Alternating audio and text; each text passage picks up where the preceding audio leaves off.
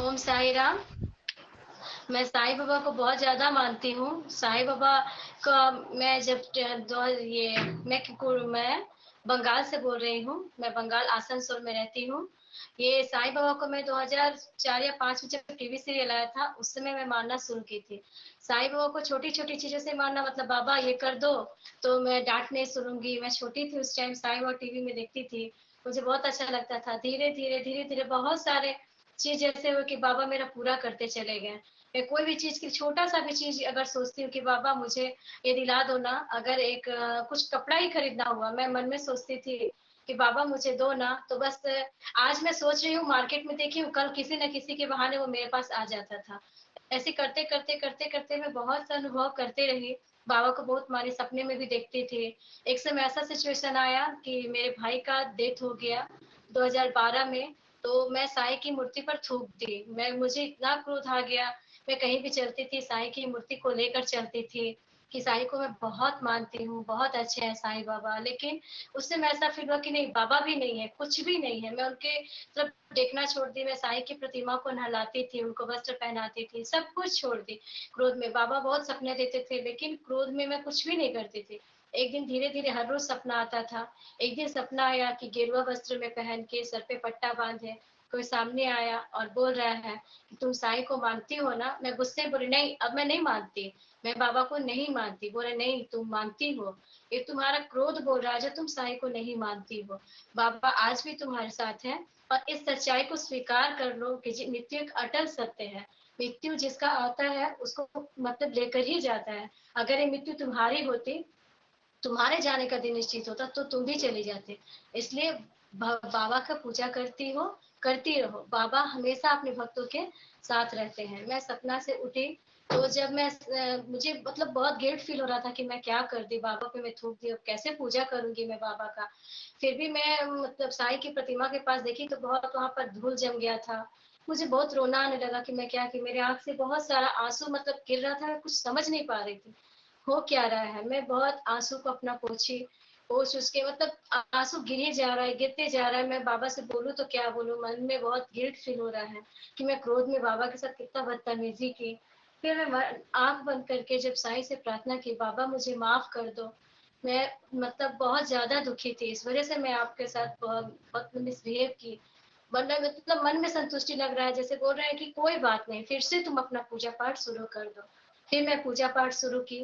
फिर मुझे मन में आ रहा था कि तुम शिरडी आओ। फिर मेरे साथ मतलब फैमिली बैकग्राउंड मेरा उतना अच्छा नहीं है, मैं कैसे जाऊँ शिरडी, मुझे लेकर कौन जाएगा शिरडी। फिर मैं अपने अगल-बगल के लोग हैं, उन लोगों को इकट्ठा करना शुरू किया। आप चलोगे मेरे साथ शिरडी? घर में तो कोई लेकर चलेगा नहीं, मैं पैसा कलेक्ट कर रही हूँ, चलोगे? फिर सब लोग ने मुझे लेकर गया। मैं वहाँ पे गई, मुझे बहुत अच्छा लगा। फिर मैं दूसरे साल भी साईं के पास गई। अब तो एक दिन मैं साईं को हर समय कुछ खाती हूँ तो साईं को भोग लगा के खाती हूँ।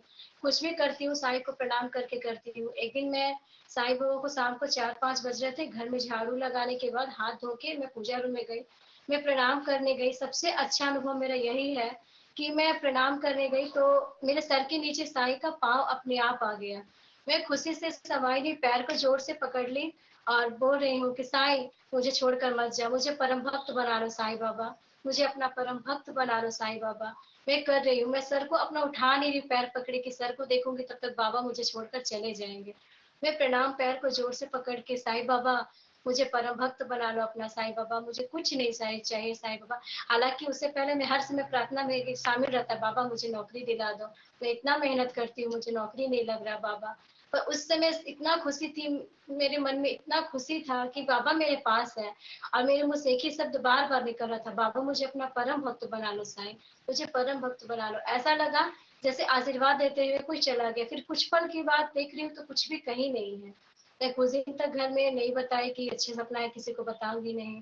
फिर धीरे धीरे बताई, क्योंकि कुछ लोग बोलते हैं कि साईं नहीं है, साईं हिंदू के भगवान नहीं है, वो मुस्लिम के भगवान है, ऐसे वैसे, तो हमको अच्छा नहीं लगता था। तो फिर मैं बताना शुरू की, मैं सबको बताई कि नहीं साईं है, अगर नहीं होते तो मेरे पास कैसे आते। मैं तो कोई बहुत बड़ी मतलब मैं क्या हूँ, छोटा मोटा एक घरेलू लड़की हूँ, पढ़ाई करती हूँ, पूजा करती हूँ, बाबा मेरे पास कैसे आ गए। मैं तो बहुत मतलब क्या होता है, बहुत ज्यादा शिरडी हर साल चले जाना, अच्छे अच्छे भोग मिष्ठान चढ़ाना, ऐसा तो मैं कुछ भी नहीं करती। सिर्फ साईं को दिल से पूजा करती हूँ, कुछ भी खाती हूँ साईं को भोग लगा कर खाती हूँ। मुझे बहुत अच्छा लगा। अभी हाल में ही 3-4 दिन पहले मेरे मन में चल रहा था कि मैं गुरुवार के दिन साईं बाबा के लिए कुछ करूं, जैसे भजन कीर्तन होता है, करूं, मुझे अच्छा लगता है। तो मैं अभी 4-5 दिन पहले सुबह में 4 बजे सपना देखी, गेरुआ वस्त्र पहन के बहुत सारे लोग हैं। उसमें से एक है जो सर पे पट्टा बांधे हैं। उन्होंने मुझसे कहा, मैं रो रही हूँ, आरती कर रही हूँ साईं का, मैं जो घर में आरती करती हूँ, आरती कर रही हूँ, तो मुझे आए, मेरे आंसू को पोछे, सर पे आशीर्वाद दिए और बोले कि सब ठीक होगा, चिंता मत करो, सब ठीक होगा, तुम गुरुवार के दिन भजन कीर्तन करो। तो मैं साईं को बोली कि मतलब उस समय मुझे ऐसा फील नहीं हो रहा था कि मैं साईं से बात कर रही हूँ, जस्ट मुझे नॉर्मल सपना में लग रहा है कि कोई है जो उससे मैं बात कर रही हूँ। तो मैं वैसे तो जानती तो मैं पैर में लिपटा जाती बाबा का, पर सपने में जिस नॉर्मल मैं बात कर रही थी, तो मैं बाबा को बोली कि नहीं देखिए ना, मैं साईं का अगर भजन कीर्तन करती तो अगल बगल के जो लोग हैं वो लोग मजाक उड़ाएंगे कि भाई पाखंडी है, पढ़ाई लिखाई छोड़ के ये सब कर रही है। तो बाबा बोले कि नहीं, तुम करो, जिनको आना होगा वो पीछे से तुम्हारे आएंगे, तुम अपना शुरू कर दो।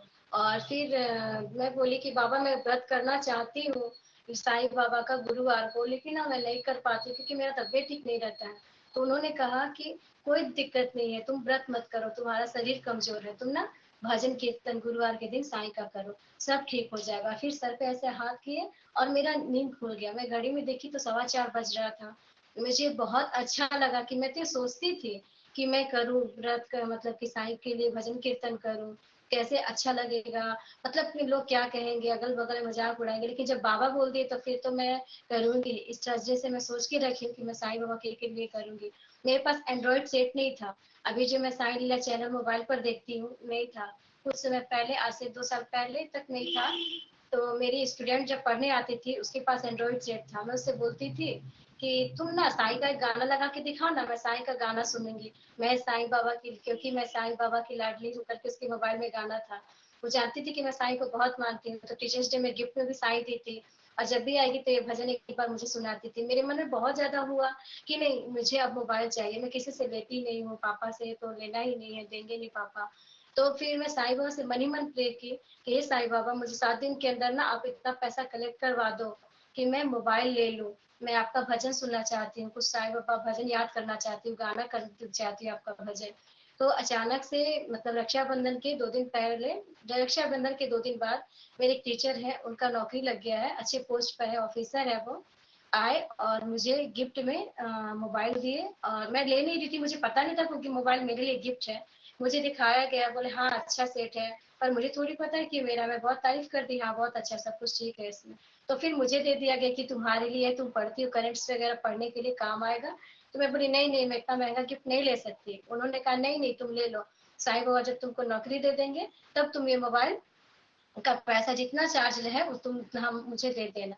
मैं बहुत खुश हो गई कि बाबा, मैं तो आपसे बोली थी कि 7 दिन के अंदर मुझे मोबाइल दो, मैं आपका भजन सुनना चाहती हूँ। तो वो 2 दिन के अंदर ही, वो भी मेरे मेरे टीचर ला कर दे दिया, और उन्होंने मेरे पास शर्त भी रख दिया कि जब तुम्हारा जॉब लग जाएगा तो तुम टोटल पैसा मुझे पे कर देना। तुम नहीं लेती हो कोई बात नहीं, ये समझ लो ये साईं के साथ पास जो तुम बोल रही थी वही तुम्हारा कर्ज है।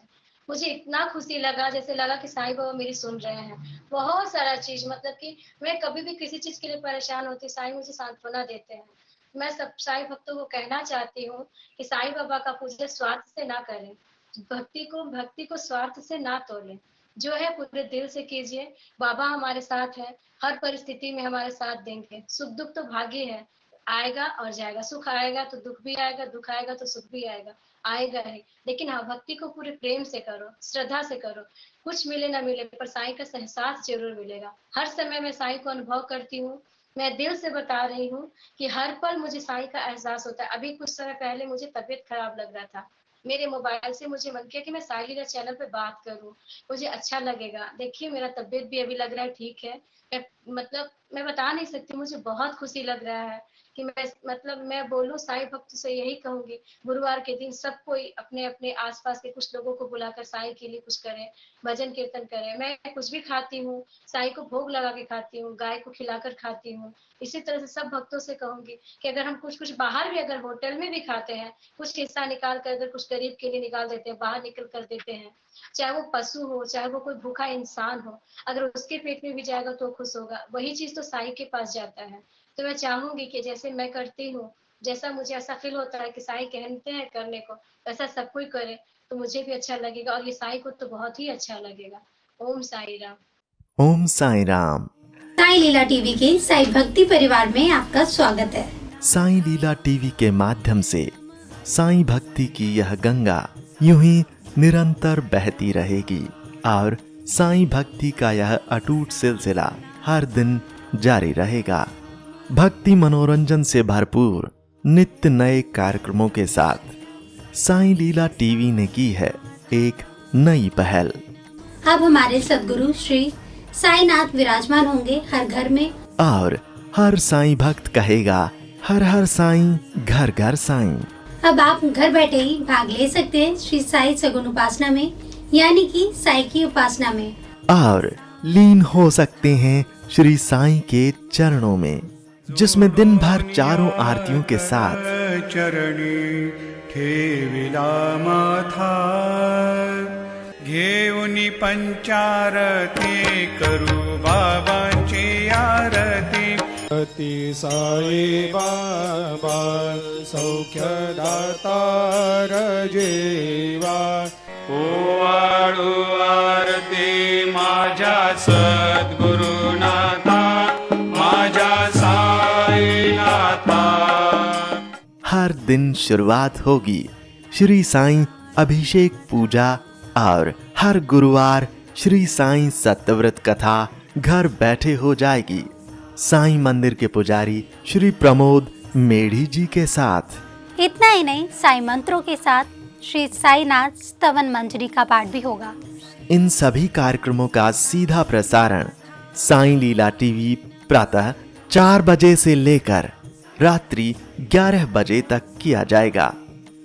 आप दुनिया के किसी भी कोने में बैठे हों, साईं लीला टीवी के माध्यम से आप सभी पूजा विधि में लाइव कार्यक्रमों के माध्यम से सहभाग ले सकते हैं। श्री साई सगुन उपासना पूजा विधि के लिए जरूरत है श्री साईं की मंगल मूर्ति, श्री साईं सद्गुणोपासना पुस्तिका और पूजा सामग्री की। ये सामग्री आप तक न फायदा न नुकसान तौर पर आप तक पहुंचाने का साईं लीला टीवी का मानस है, जिसमें श्री साईं की प्राण प्रतिष्ठित मंगल मूर्ति के साथ श्री साईं के वस्त्र, मुकुट और माला, शुद्ध पूजा सामग्री जैसे कि चंदन, अगरबत्ती, हल्दी, कुमकुम, अक्षत, इत्र इत्यादि आपको प्रदान की जाएगी। श्री साईं की मंगल मूर्ति साईं लीला टीवी के माध्यम से शिरडी में ही बनाई जा रही है। अभी आप स्क्रीन पर साईं मूर्ति के दर्शन कर रहे हैं। यही मूर्ति आपके लिए भेजी जाएगी। यह मूर्ति साईं लीला टीवी ने खास साईं लीला टीवी परिवार के साईं भक्तों के लिए बनवाई है। इतना ही नहीं, जो मूर्तियां प्रदान की जाएंगी वह शास्त्रों और मान्यताओं के अनुसार प्राण प्रतिष्ठित और मंत्रों से अभिमंत्रित करके ही भेजी जाएंगी।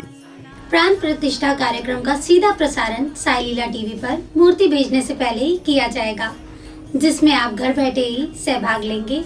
हमें विश्वास है कि इस मंगल मूर्ति की आपके घर में स्थापना करने के बाद आपका घर साईं मंदिर बन जाएगा और साईं सगुन उपासना से आपका हर दिन मंगलमय हो जाएगा।